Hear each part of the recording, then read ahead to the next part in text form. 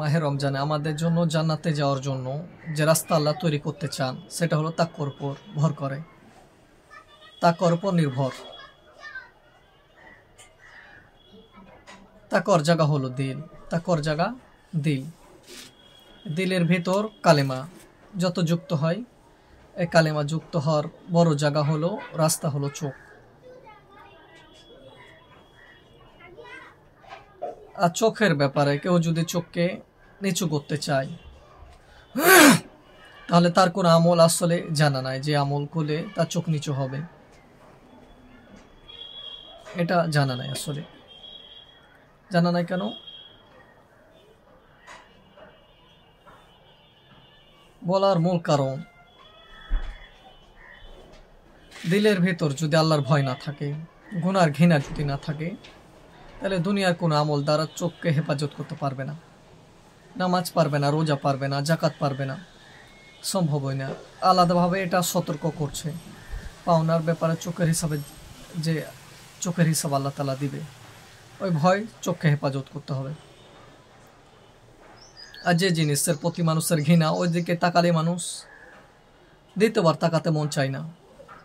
তো সাথীরা বোঝে না যে তুমি তাকেছ, তোমার দাড়ি ছিল, তুমি হুজুর মানুষ, তুমি পিসাব, তুমি বড় বুজুর্গ, এর এই জন্য তোমার চোখকে কি করেছো, নিজের দিকে রেখেছো, কিন্তু তাকেছ ওদিকে। এটা আমি জানি, আর কেউ না জানলে। আমি জানি, কেউ না জানো। তুমি মানুষের কাছে অনেক বড় ভালো ছিলা, কিন্তু রাতের অন্ধকারে কি গুনাহ করতা আমি জানি, আর কেউ না জানো। এই যে বিষয়টা, এই বিষয়টা তাকওয়া ছাড়া যে কোনো দিন মানুষ দিলে আসবে না।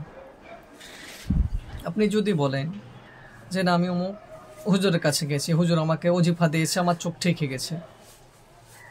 কি হয়ে গেছে? চোখ ঠিক হয়ে গেছে। আমি বলবো আপনি ধোঁকা খেয়েছেন, চোখ ঠিক হয় না, এটা এমনই বলছেন। চোখ হবে না, চোখ তো আল্লাহর ভয় ছাড়া ঠিক হয় না, গুনার ঘৃণা ছাড়া ঠিক হয় না। তাহলে পবিত্র মাহে রমজান উপলক্ষে আমাদের আল্লাহর ভয়কে সামনে নিয়ে সর্বপ্রথম আমাদের আগাতে হবে আল্লাহর কিসের বিষয়ে? চোখের বিষয়ে। চোখের বিষয়ে আরবিতে বলে গাজ্জুল বাসার। গাজ্জুল বাসার মানে চোখকে এমনভাবে নামানো, চোখকে এমনভাবে নামানো জানে জরুরতের বাইরে চোখকে না তোলা। গুনহা গেল না, গাধা ঘোরা গেল না, গাধা গেল। চোখের অনেক কিছু শখ থাকে, চোখের অনেক শখ থাকে, অনেক কিছু দেখবে। ওই যে দেখো, ওই যে দেখো, ওটা দেখতে দেখতে কত জায়গায় চোখ চলে যায়। না, বাস তুমি তোমার চোখকে নামে চলো, এটাই নির্দেশ।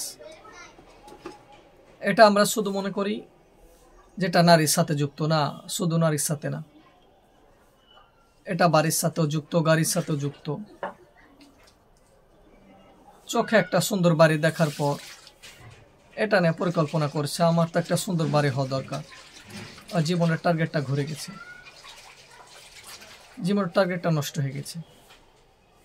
চোখের হেফাজত বলতে শুধু নারীর কথা যেন না আসে, দুনিয়ার চাকচিক্য, দুনিয়ার সৌন্দর্য, কার মোবাইল দেখে আমার ভালো লেগেছে, আমার যদি এরকম মোবাইল কেনা দরকার, আর জামা কাপড়, সুটকেস, বিটকেস, ফিটকেস। ফিটকেস মানে ফিটফাট হয়ে চলে, এই জাতীয় লোক। ওকে দেখে আমারও মনে হয়েছে আমিও ফিটফাট হয়ে চলি, এটিও ধোঁকা।